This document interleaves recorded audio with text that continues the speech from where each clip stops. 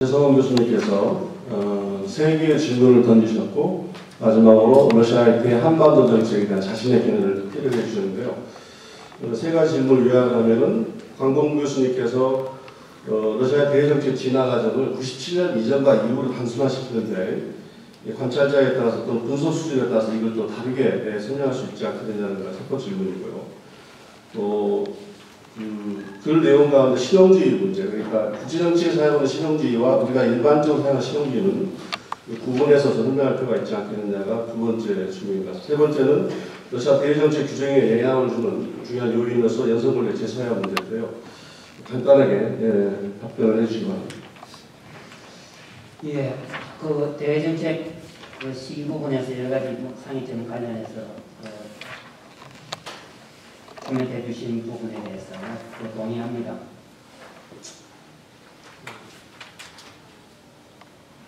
무슨 다른 이야기를 한 건 아니고요. 최성원 선생님 어떻게 독해했느냐 하는 것인데, 저는 이제 대외정책 노선을 가장 큰 범위에서 말하는 거니까요. 분명히 대외정책 노선을 규정하는 것은 대외정치적 정체성이 무엇이냐, 그리고 그 정체성이 규정하는 국가 이익은 무엇이냐, 그것이 이제 변해야 대외정책 노선이 변한다는 거니까 분석 수준이 가장 큰 거죠.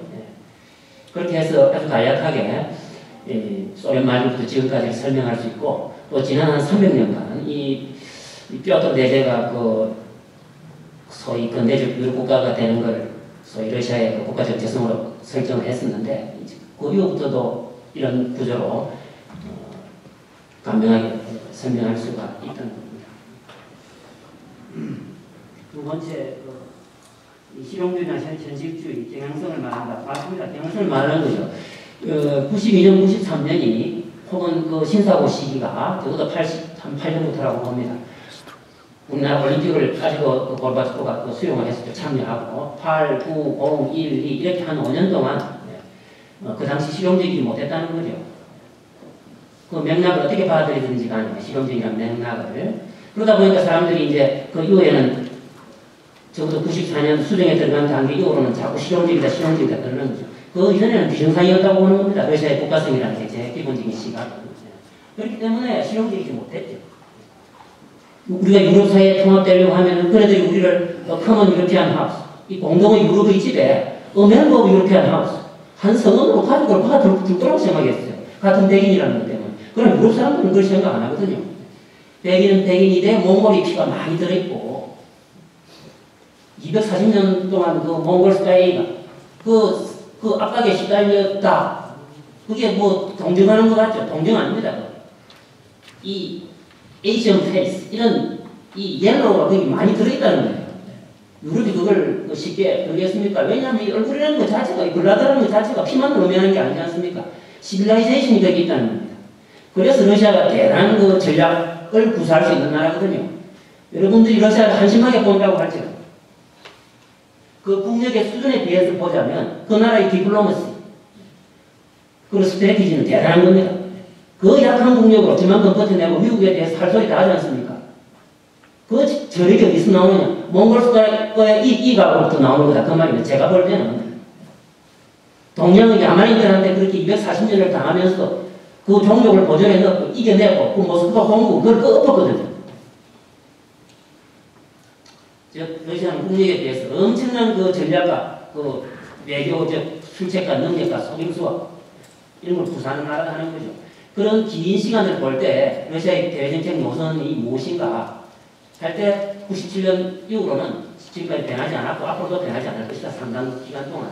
그러나 조금 전에 말했다시피 중국이 G2의 핵심 성원으로서 와가지고 미국하고 겨뤄가지고 턱을 이런 식으로 밀당을 하면 어떻게 할 것이냐 말이죠.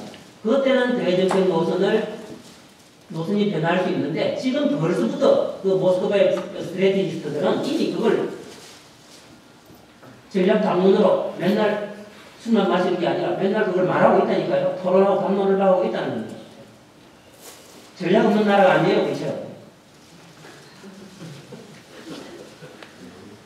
경향성을 말하는 것이 당연하죠. 그래서 그 경향성이 어떤 경향성인가를 제가 조금 더 긴 호흡에서 설명을 하려고 해봤습니다.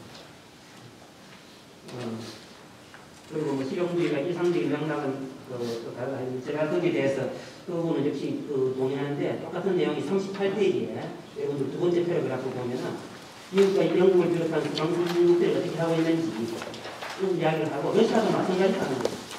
미국, 영국, 프랑스, 일본, 중국은 전혀 실용주의다, 현실주의다 하는 그런 강행을 안 붙이면서 모스크바의 대정책에 대해서는 그런 말을 붙여가지고 그 성격과 입가에 대해서 붙여가지고 무슨 유의미한 설명을 할 수 있는가? 제 개인적인 입장은 없다라는 거죠.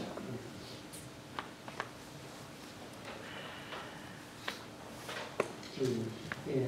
그리고 이 제자유화가 이제 바로 간접적인 영향을 미친다고 저도 그 이야기를 했습니다.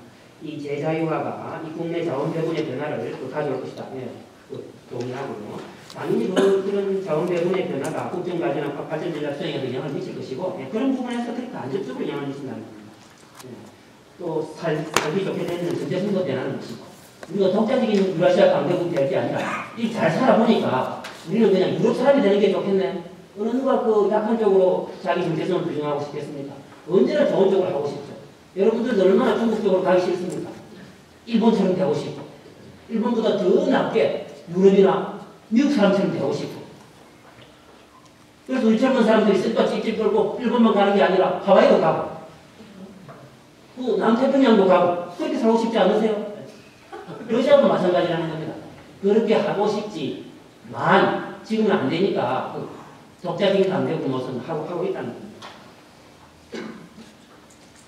간접적으로 영향을 미칠 것이다. 그리고 더 중요하게 한 가지, 서방이 그걸 보고, 러시아가 변하는 걸 보고, 러시아를 어떤 나라라고 규정하고, 어떤 러시아의 대러 정책을 취하는가. 그걸 모스크바 사람들은 아주 예민하게 중시하고 있죠. 맨날 푸틴이 어쩌고 벨벳이 하는 건 그걸 보고 하는 건데, 대부분이. 저놈들은 우리한테 어떻게 하는지. 거기에 말해서 맨날 키포 테스트를 하는 거죠. 마바다치기를 하는 겁니다. 왜냐하면 힘이 없기 때문에. 힘이 있으면 중국처럼 포용돼가지고 좀 참을 수도 있지만, 힘이 없기 때문에 뺨을 하나 살짝 때려도 푸틴은 큰 목소리를 내는 겁니다. 니네들이 오른뺨을 때린다고 내가 양뺨을 때려주마. 니네들이 그 아일랜드가 아니고 어디입니까? 루마니아에 새로 MD를 착고하고 뭐 폴란드에 안 하던 걸 다시 루마니아에 MD 체제를 시스템을 배치하겠다고. 그럼 우리는 칼리닝그라드에 배치해주마. 니네 MD 체제를 한 방에 그냥 변환시켜주마. 그리고 러시아 서남부에 있는 러시아의 그 대륙간 탄도 미사일이나 중거리 미사일을 새로 배치해서 니네들이 심장에다가 겨넣어서 밤마다 꿈자리가 기승중하게 해주마. 이게 이제 그 마스크바의 전략가들이 하는 이야기입니다. 그래 안 합니다. 그래 안 하지만 그래 할 리가 없어요. 그러나 그런 레토릭을 구사한다는 겁니다. 제가 이게 쓰고 한다고 해서 그래 한다는 게 아닙니다. 그러나 이제 그 뒷부분을 읽지 않고 강봉구가 그래 한다고 말했다. 러시아가 이제 한번 붙는 데더라. 이렇게 해서는 이제 안 되는 거죠. 그렇게 레토릭을 구사하나 언제나 좋은 관계를 하려고 노력할 것이다. 그런데 잘 사는 집 사람들이 나를 그 데리고 온 놈 취급을 하고 내려갔다 몽골놈 피가 섞인 놈이라 그러고 저 가난하고 없는 놈이라 그러는데 모스크바 가만히 끝나는 겁니다. 양반을 내놓으라 이 양수들아 그렇게 말한다는 겁니다. 그냥 수사기예요. 우리는 그런 걸 보면 더 분석을 해야 되겠다 어쩐다 하면 그 너무나 그 시세와 그 정황에 흔들리는 그냥 전략도 없고 전술도 없는 그런 그 사람들이 되는 거죠. 우리 일반 사람들이 사는 거랑 뭐 국가가 살아가는 거랑 제가 볼 때 다른 게 없습니다. 모두 다 떡 먹어야 되고 밥 먹어야 되고 그것이 지루하면 라면도 먹어야 되고 국수 먹어야 되고 그렇게 살아가는 겁니다. 제가 의사고 하는 이야기고 이 나머지 그 한반도 동북아 정책 부분에 대해서 대부분 그것으로 동의를 합니다. 저는 다른 또 논문이나 그 리포트 쓴 걸 제가 다 읽어봤고요. 또 많은 그 도움을 받고 이거를 쓰고 또 연말 리포트도 쓰고 합니다. 이제 그런 걸 말을 안 하는 이유는 동의하고 옳다고 얘기하기 때문에 그렇게 이제 그 문제를 삼아서 이제 감론 생각을 안 하는 거죠. 예, 이렇게 수고하셨습니다. 세 개의 질문에 대해서 답을 해주시는데요. 사회가